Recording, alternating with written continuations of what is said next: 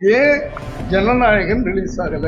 நீங்க ஸ்ட்ரீட்ல போற ஒரு லேடியை கேளுங்க, அவங்க சொல்லுவாங்க. என்னை விட நான் சொன்னேன்னா விஜயோட அப்பா சொல்றாரு, அவங்க சொல்றாங்க டீட்டெயில். கரூர்ல என்ன நடந்துச்சுன்னு அவங்க சொல்றாங்க. நாங்க சொன்னோம்னா அவர் அப்படிதான் சொல்லுவாரு, விஜயோடைய அப்பா அப்படின்னு தான் நம்புறேன். உண்மையான விடுதலையை அனுபவிக்கணும் அப்படின்னு யாராவது புதியவர் இளைஞர் அரசியலுக்கு வரும்போது இப்படியாப்பட்ட இடையூறுகள் ஏற்படுறது வழக்கம். அது ஜெயிக்கணும்னா இதெல்லாம் பேசணும். இதுல அரசியல் இருக்கா இல்லையா, என்னை விட மக்களுக்கு மீடியா உங்களுக்கு ரொம்ப நல்லா தெரியும். ஆனா நீங்க சொல்றதுக்கு பயப்படுங்க. என்ன உண்மை? உண்மையா பிடிக்காது சொல்லுங்க, யாராவது வாய திறந்து நான் சொன்னது உண்மையா பிடிக்காது. ஏன் உங்களுக்கு சுதந்திரம் பிடிக்காது சொல்ல மாட்டேன்றீங்க? பார்த்தீங்களா, என்னைய கேட்டு என் வாயிலிருந்து பிடிங்கி நீங்க அதுக்கு 1008 விளக்கங்கள் போட்டு போடணுமே தவிர, ஒரு மீடியாக்காரங்களுக்கு, ஒரு பத்திரிகைக்காரங்களுக்கு இன்றைக்கு இருக்கிற நாட்டின் நிலவே, ஒரு இளைஞன் நாட்டுக்கு சர்வீஸ் பண்ணணும், ஒரு மாற்றத்தை ஏற்படுத்தணும்னு வர்றாருன்னா அவருக்கு நீங்கெல்லாம் அவர் வர்றது நல்லதா நியாயமா? இதை சொல்ல மாட்டேன்றீங்க, எங்களையே கேக்குறீங்க. ஏன்னா மக்கள் ரொம்ப தெளிவா இருக்காங்க. நீங்க தெளிவா இருக்கீங்களா? பதிலே பேச மாட்டேன்றீங்களே, அவ்வளவு அடிமைத்தனத்துல இருக்கு. எனக்கு தெரியல, நீங்க ஒரு மீடியா பீப்புள் ஏன் மைக்க பிடிச்சி நீட்டிட்டு இருக்கீங்களே தவிர, ஒரு கேள்வி, உங்களுக்கு நீங்க நினைச்சத சொல்றதுக்கு சுதந்திரம் இருக்கா? பதில் சொல்லுங்கப்பா. இத்தனை கேள்வி கேட்கறீங்க, நான் பதில் சொல்லணும்னு எதிர்பார்க்குறீங்க. நான் கேட்கிற ஒரு கேள்விக்கு நீங்க பதில் சொல்ல மாட்டேன்றீங்க, அதனால நான் உங்களுக்கு பதில் சொல்ல மாட்டேன்.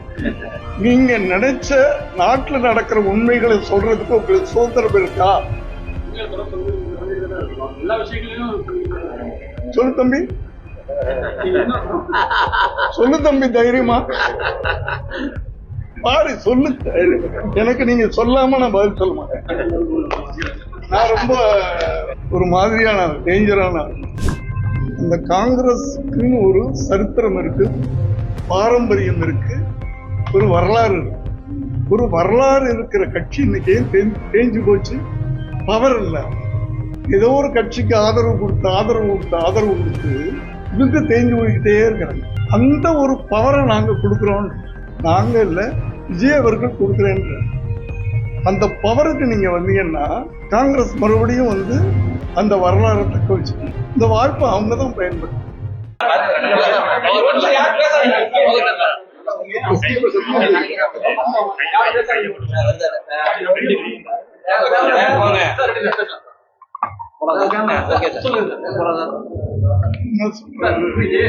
தமிழக வெற்றி கழகத்தின் தலைவர் விஜய் அவர்களுடைய இறுதி படம் ஜனநாயகன் படம் ரிலீஸ் ஆகுதுல பல்வேறு பிரச்சனைகள் தொடர்ந்து சந்திக்கக்கூடிய சூழல் இருக்கு. அவர் அரசியலுக்கு வந்ததுனால எப்படி பாக்குறீங்க?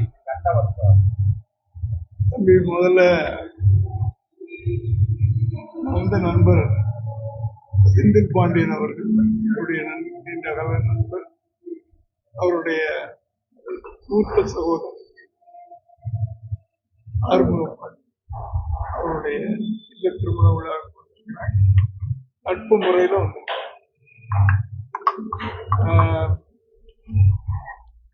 நீங்க சினிமாவை பத்தி கேக்குறீங்க. பொதுவாவே இன்னைக்கு ஐயோ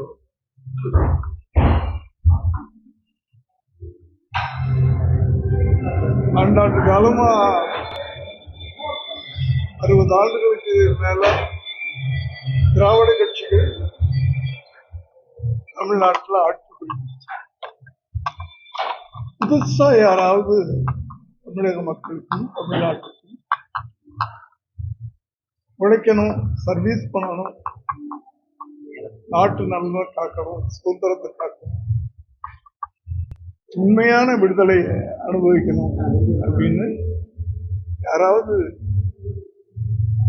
புதியவர்கள் இளைஞர்கள் அரசியலுக்கு வரும்போது இப்படியாப்பட்ட இடையூறுகள் ஏற்படுறது வழக்கம். அதில் ஆச்சரியப்படுறது பொருள் இல்லை. அதில் ஜெயிக்கணும்னா இதெல்லாம் பேசணும். அதாவது இதுல அரசியல் இருக்கா இல்லையா, என்னை விட மக்களுக்கு மீடியா உங்களுக்கு ரொம்ப நல்லா தெரியும். ஆனா நீங்க சொல்றதுக்கு பயப்படுறீங்க.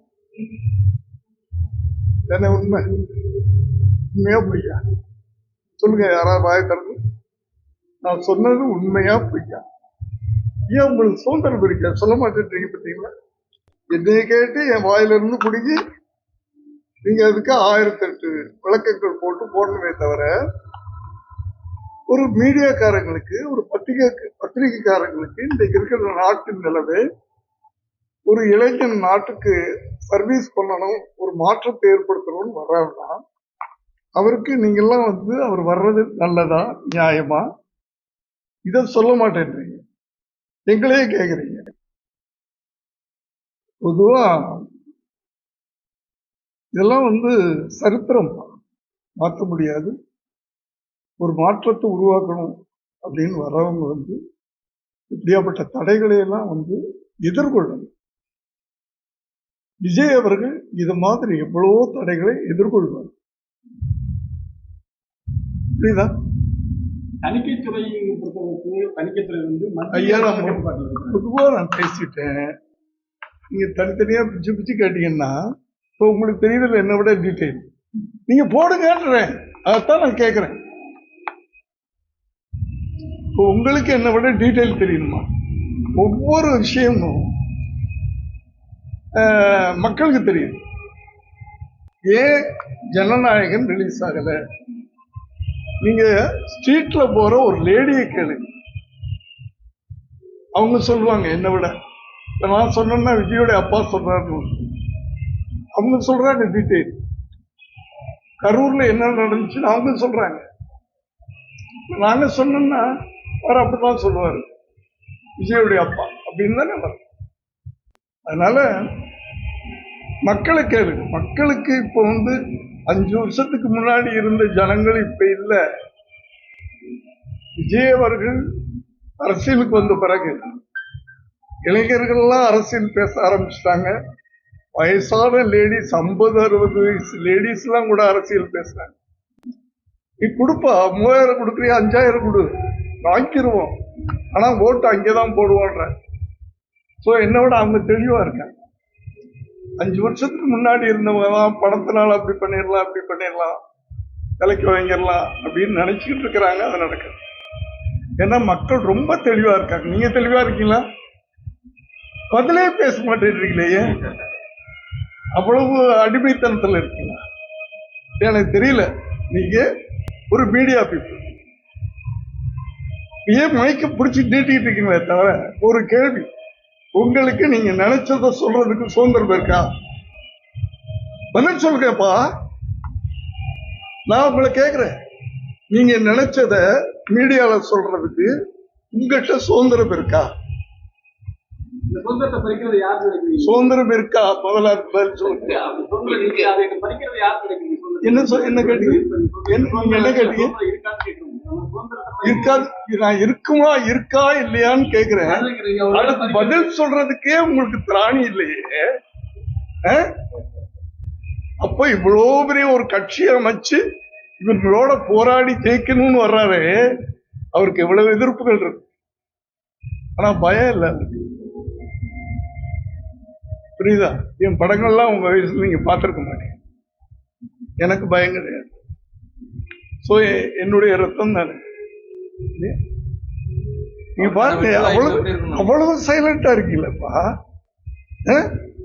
இல்ல, தலைவர் சொல்றப்ப என்ன சொல்லிருந்தாங்கன்னா, ஆட்சி அதிகாரத்துல கண்டிப்பா நாங்க பங்கு கொடுப்போம் சொல்லி போட்டதோட. நீங்க இத்தனை கேள்வி கேட்கறீங்க, நான் பதில் சொல்லணும்னு எதிர்பார்க்கறீங்க.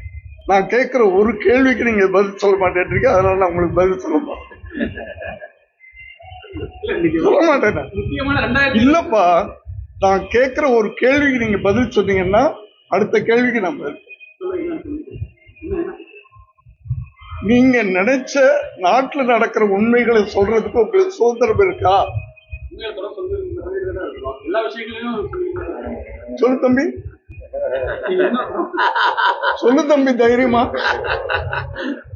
பாரு, சொல்லு. எனக்கு நீங்க சொல்லாம நான் பதில் சொல்ல மாட்டேன். நான் ரொம்ப ஒரு மாதிரியான டேஞ்சரான தெரியுமா? என் படங்கள்லாம் தெரியுமா உங்களுக்கு? அதனால நான் கேட்கிற கேள்விக்கு நீங்க ஒரு பத்திரிகைக்காரனா, ஒரு எழுத்தாளரா, ஒரு மீடியாக்காரனா பதில் சொல்க. நான் திருப்பி பாருங்க எவ்வளவு சைலண்டா இருக்கு. நானும் சைலண்ட். இல்ல உண்மையில நீ பொதுமக்கள் தானே, பொதுமக்கள் ஒருத்தர் தானே, தமிழ்நாட்டில் தானே இருக்க, நீ ஒரு தமிழன் தானே, தமிழன் தானே, அதுவே இல்லையா, தெரியலையா? என்ன இப்ப குழப்புறாங்க, தமிழ யாரு இந்து யாரு தெரியல, உங்களுக்கு தெரியல, உங்களை போட்டு குழப்புறாங்க.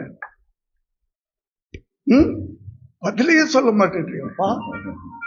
திருவாரூர் ஜேர்னலிஸ்ட் இவ்வளவு தெளிவா இருக்காங்க சார். நம்ம வாயில இருந்து வரணுமா? நோ, நான் பதிலே சொல்லணும். தலைவருக்கான வெற்றி வாய்ப்பு இருக்கு அவருக்கு. பிரகாசமா நீங்க சொல்லுங்க, நீங்க ஓட்டு போடுவீங்களா?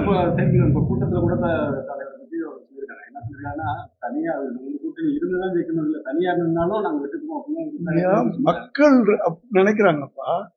மக்கள் சொல்றாங்க, நீ யாரோடையும் சேர்ந்துடாத அந்த தம்பி, உன்னுடைய சுயம் போயிடும், நீ தனியா நின்று ஜெயிக்க வைக்கிறோம் அப்படின்ற.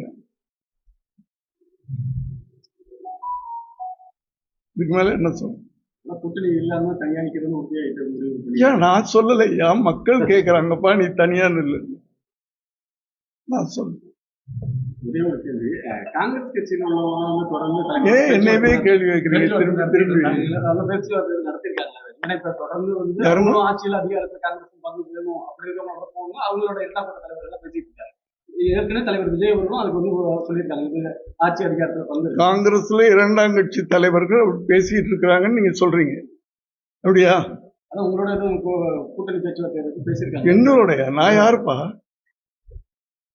நான் யாரு? அந்த கட்சியில ஏதாவது பதவியில இருக்குன்னா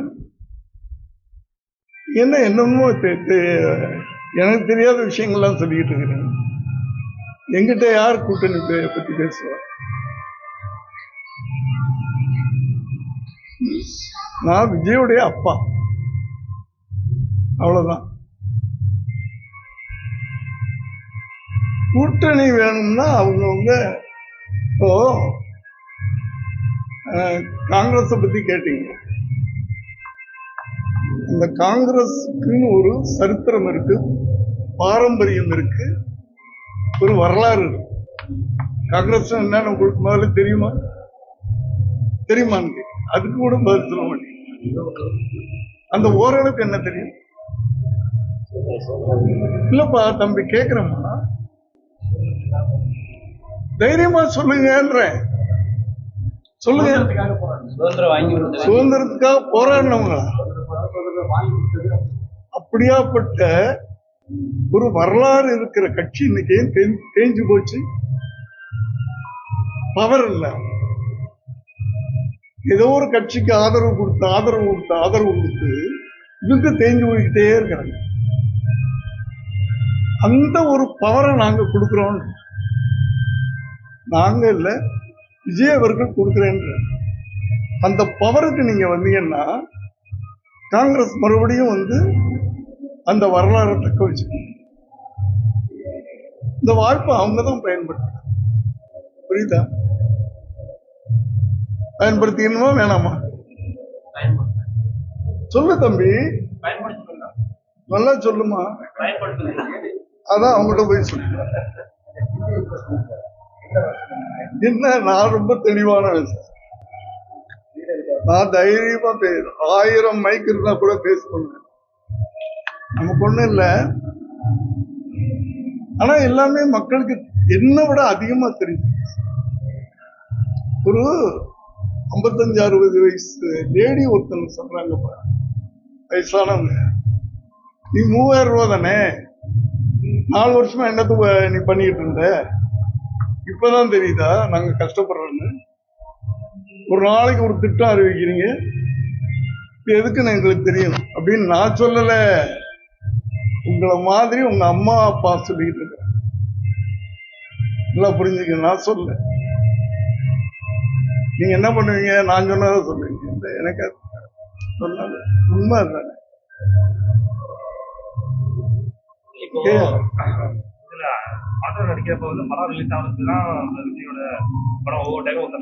படத்துக்கும் அரசியலுக்கும் சம்பந்தப்படுத்தாதீங்க.